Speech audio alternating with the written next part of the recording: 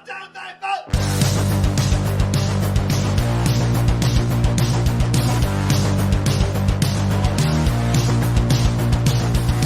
heard the rest. Now here's the best. Stay Tuned Sports Podcast. And hello there, all you Stay Tuners. Welcome back to another episode of Stay Tuned Sports. It's your good friend Jimbo here, down in the Stay Tuned Sports studio, iRacing practice area, whatever you want to call it. It's good to be back. Definitely exciting week coming up. We got the NFL draft coming up. We're going to talk a little bit about that. Is it going to be one of the more boring ones, or is there going to be some excitement going on? Some aspects of the draft we'll be touching on.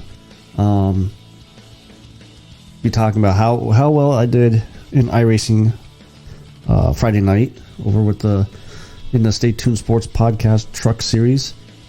I'll say this: I finished the race. In case you guys didn't tune in to watch it, no accidents, no nothing like that. Definitely was some fun time, and I'll preview what's coming up this Friday. But before we get into the show, head over to staytunedsports.net. So that way, on the right hand side, there's all of our social media accounts. That way, you can follow them. You'll get a notification of the link for the race, as well as any other events that are coming up with me involved with the podcast. And we do have the merch tab up top there. Kind of slacking on that. I want to get a couple things made up and get some fresh stuff in there for you guys. Maybe something a little bit cheaper. But also you can head over to www.buymeacoffee.com/stsports. Just another avenue to show your support for the show. And we will be doing the giveaway again this week. No one entered this past week for the iRacing giveaway, but I will do it again and reiterate what the rules are and how to enter and all that fun stuff to win a $25 Amazon gift card. And don't forget, we still have our sports chat line, 612 STS chat. Give it a call. Let me know what you think how your teams did in the draft, and maybe I'll have you guys on the show next week with your phone calls. So this past Friday night, 9 p.m. over on YouTube, 3Y TV broadcasts all the Stay Tuned Sports Podcast Truck Series races, and we were at Homestead this past week. I obviously didn't have a very good Daytona. Was partially the reason there was the big wreck early on, but Homestead was a lot better as far as I go. I was able to keep the truck under control, and it was actually a pretty fun race. Kind of busted on Matt Cherry a little bit at the end there. That I could have passed him, but he was up in 13th. I think he actually finished in the Stay Tuned Sports truck. But I don't want to, mess up there and screw up his race towards the end. I think it was like 10 or 15 laps left that I was riding right behind him and things like that. But a very clean race, just like the past year and a half or so that they've been running. Only one caution, that was on the first lap. I don't believe there was another caution after that. And I was kind of talking to Chris Darling about that a little bit before the race started. The past 2 years, it seems like the drivers have finally learned how each other drives. Maybe their tendencies, they've learned a little bit that, maybe this turn I might be a little bit more aggressive going into compared to coming out or whatnot. And it's making for a lot funner race to watch as a fan. And now that I'm driving, it's a lot more fun and makes you think a little bit too. Okay, like for me, for example, I ended in 26th place, I think, 5 laps down. Well, I can't bank on those cautions. You know, with this league or this series not getting a lot of cautions, I got to put my time in and, you know, figure out how to get a little bit more speed in the truck here. And that's good. Also, it makes for good battles up and down the field, not just, you know, first, second, and third place. Which, speaking of which, Jason Gracias has, he won this past race. I'm pretty sure that was my dog and him throwing his bone. Maybe he's trying out for the NFL draft. I don't know, since the quarterback position's not that great this year. But yeah, Jason Gracias won again this past week. I may give a little suggestion to the admins of the series and maybe put him a lap down to start the race, because I mean he's just been dominant all last year and it's still showing this year, especially a couple other leagues I watch him into. He's just really good, really fast.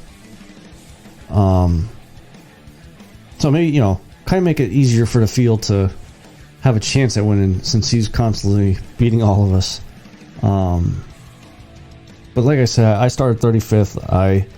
I started in the back because I had a server penalty.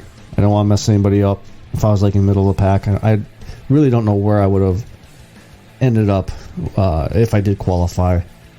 But in the end, it was a good race. Especially for my birthday weekend. Garrett Gleason, he could go kiss my ass if he keeps calling me 65 years old again. Hopefully he races this Friday, and that'll be my goal this Friday night, is to make sure I finish ahead of Garrett Gleason for all the shit he gives me and being old and stuff like that. But I know last week we didn't do the 3 racers to watch, which is brought to you by Max Graphics. Head over to their Facebook page. Any type of paint schemes you want, they'll be able to hook you up there. But this week we're going to do it. We're going to do the 3 racers to watch. First racer I got is actually Chris Darling himself. He's the one that helps paint for Max Graphics. Had a bounce back race this past week. Finished second place after being involved in the wreck at Daytona, which took him out, and I think, you know, finished 30th or something like that. Towards the end of last year, he started to really click, and maybe that momentum came over into this season. Next guy we have is Tristan Maurer. Didn't race Daytona, but this past week he did start 4th and finish 2nd. I think there was a couple laps there that it was a little sketchy. Couple of like blocked moves that he pulled, but ended up with second place finish. And he's another one that was starting to come on a little bit towards the end of the season there, so maybe his momentum followed him as well. And it'll be interesting to see how he does at Rockingham this Friday. And the last racer we have, Stan Hausman. Finished 9th this past week. Finished 17th at Daytona, but again, I believe he got caught up in that wreck, which gave him some damage to the truck, so he just kind of rode around just to get some points there. So those are my 3 drivers to watch. Maybe someday I'll nominate myself as one of the 3 racers to watch. Before we go to the next segment, just want to say, as far as the giveaway, we're going to do it again. $25 Amazon gift cards online here. All you guys have to do is tune in Friday night over on YouTube, 3YTV, and watch the race to see what place I'm in on lap 120. Past 2 weeks we did 100, but this one is going to be lap 120. And then head over to staytunesports.podbean.com, and underneath this episode's comment section, comment what place I was in.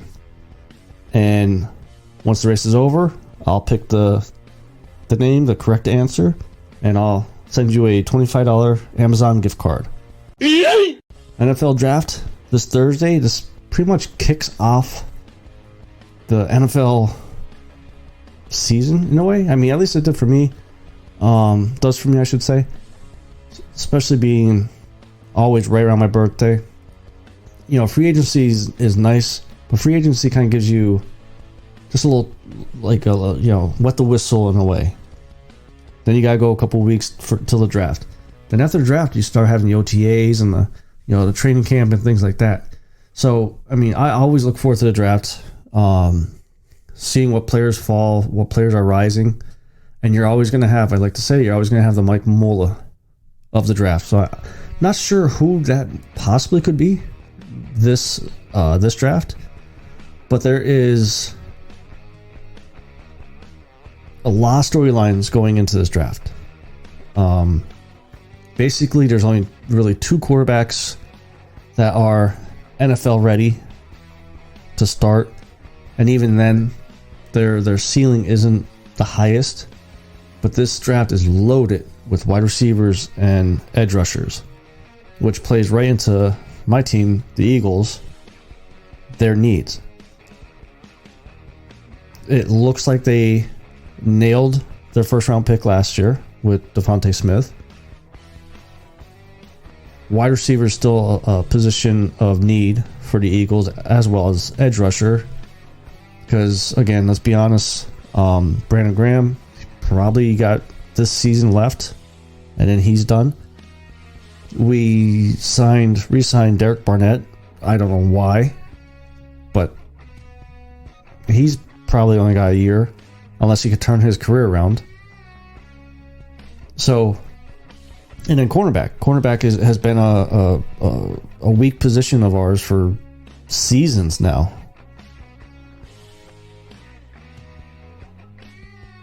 Plus, we also have 2 first-round draft picks. So do 7 other teams have first-round draft picks. First time ever in the NFL to have more than 1 first-round draft pick in that year's draft. Now, the thing is about this draft is, if you have been watching mock drafts or even just watching coverage, everybody agrees it's very low on quarterback talent. And like I just said, very high with receivers and edge rushers. Now, I think this could be probably the longest first round draft in a while, time wise, because rumors are starting to come out this past week that there's a lot of teams that only have 10 to 15 first round talent grades, meaning like after those 15 guys are gone, they figure they could get this certain guy, the 16th guy, in the second round. And what that says is, once they get past the 10th pick or so, you're going to see a lot of teams start trying to trade down, even though Philly's rumored to be wanting to trade up. And if they're trying to trade up to get Jameson Williams from Alabama, I'd be okay with it, as long as they don't give up both first rounders. If they get up in the top 5, I think they'll be really stretching for that. But I think they could still get him in the 10 to 15 spot. They also need a cornerback, but from my understanding, they still could get a good cornerback in the second round. We got Darius Slay out there. He's got a lockdown. He played very well last year for us. Avonte Maddox is a serviceable corner on the other side, but he's mostly a nickel back. And kind of circle back about this, the wide receiver group.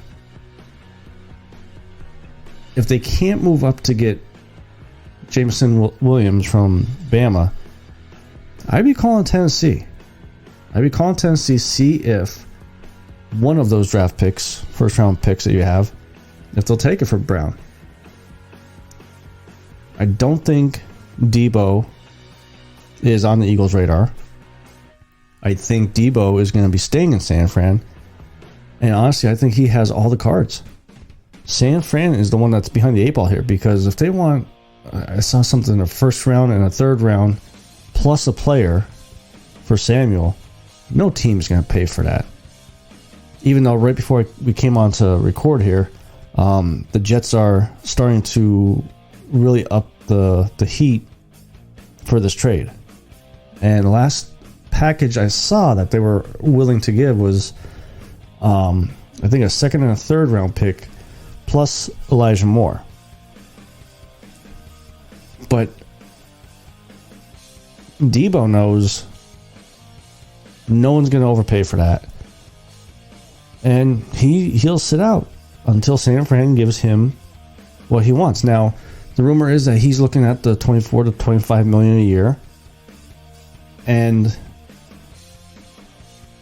in a league that just blew up with wide receiver salaries, he may get it. Is it worth it? I don't think he's worth that. I mean, he really only has shown, definitely last year, maybe a little bit towards the end of the year before, that he's talented enough. But I don't know. But again, you're not paying for the past. You're paying for the future. And if the past is anything that has, if you have to look at, he's been hurt all the time. I don't think he played a full season. If he did play a full season, it was last year. But before that, he's missed multiple games. So you're going to pay a guy $25 million a year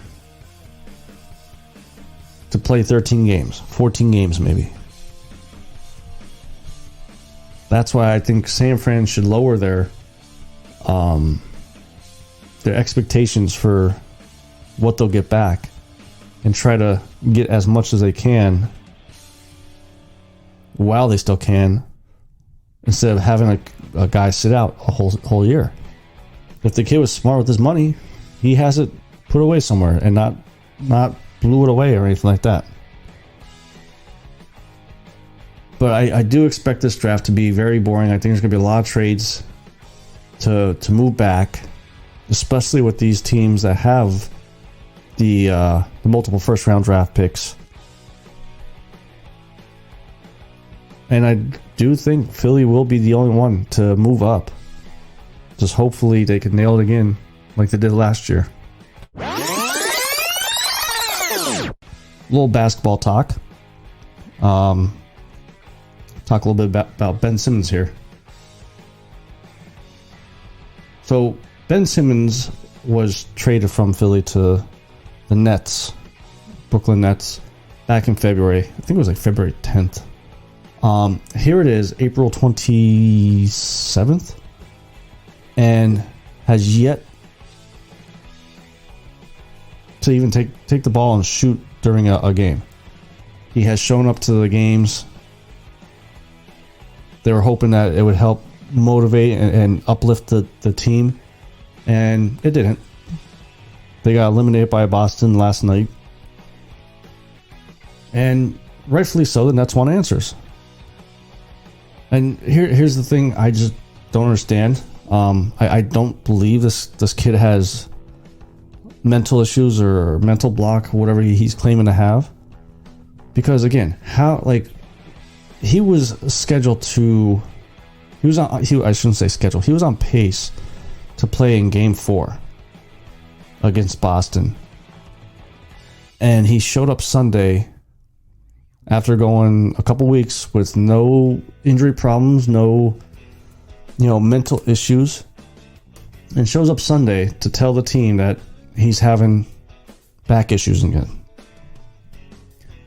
Quite honestly, I think what this kid is doing, he's just collecting his paychecks so he could sit there. I mean, he's got 3 years left, $114 million left on the contract, and now, he was supposed to come in with Kevin Durant and Kyrie Irving and help this team, be a mega team. And he didn't contribute at all.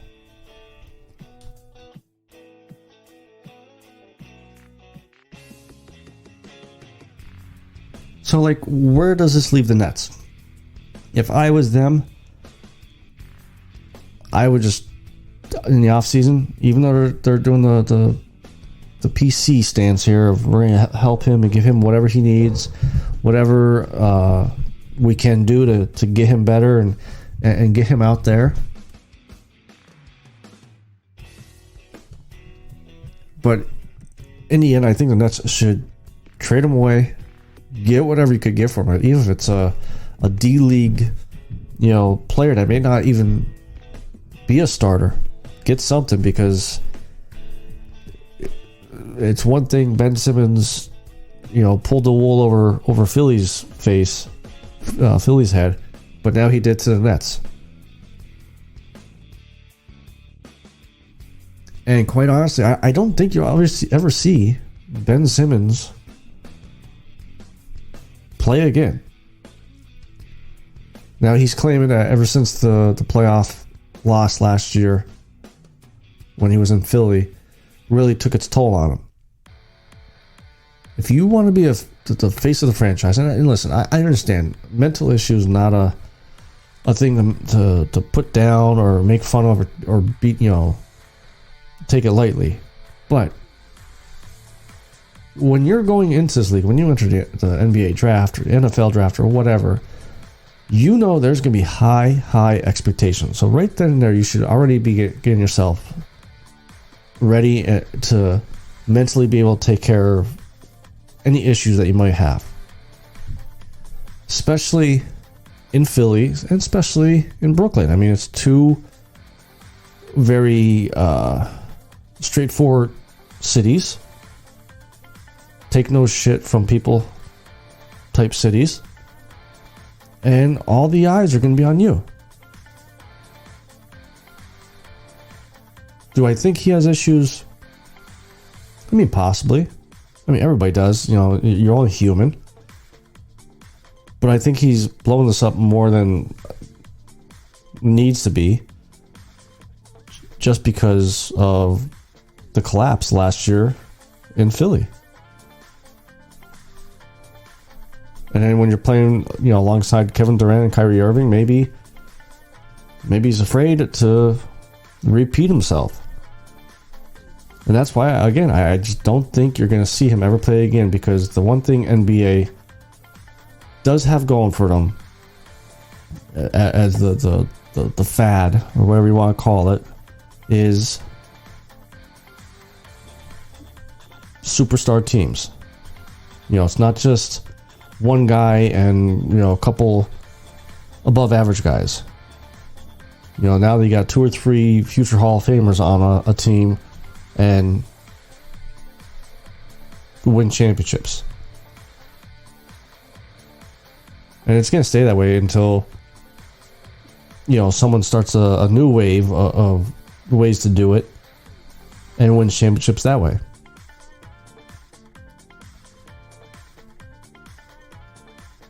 But again, if I was the Nets, just trade them away. Do whatever you can to try to recoup whatever losses you took financially, or, I mean, that's what the Sixers are doing now. I'm sure there's some type of loophole in there that maybe they could recoup some of this money. And that's the other thing too, is I'm not sure if it'll be in this CBA, but I'd be willing to bet there will be something in the next CBA to not allow something like this to happen ever again. This is up there with the, T.O. doing sit-ups on his driveway. Ever since then, all these wide receivers know you demand a trade and you'll get what you want, one way or another. Devontae Adams wanted a trade. Tyreek Hill wanted a trade. Look what happened to them. So, I think that's what's going to happen to Ben Simmons. Except for I just don't think he's ever going to play again. I really don't. Made enough money. He could probably retire now and not have to work a day in his life. I wish that could be me. I wish I could walk into my job and say, you know what? I need mental days off and get paid for it. They would laugh at me and tell me, go right out that back door there. You're done. So, but I think that's going to be it for this week. Make sure you guys head over to staytunesports.net for all of our social media accounts and merchandise. Head over to www.buymeacoffee.com/stsports to help show your support for the show. Make sure you guys tune in Friday nights over on YouTube, 3Y TV, for the Stay Tuned Sports Podcast Truck Series. This week, we're at Rockingham. I'm feeling good about it. Practiced a little bit earlier this week. Hopefully I could get a decent finish and not cause any issues. We also still have our chat hotline, 612-STS-CHAT. Let me know what you think about the NFL draft, because I'll do a recap next week on it, give my opinions of the winners and losers of it. So, till next week, it's your good friend Jimbo, signing out.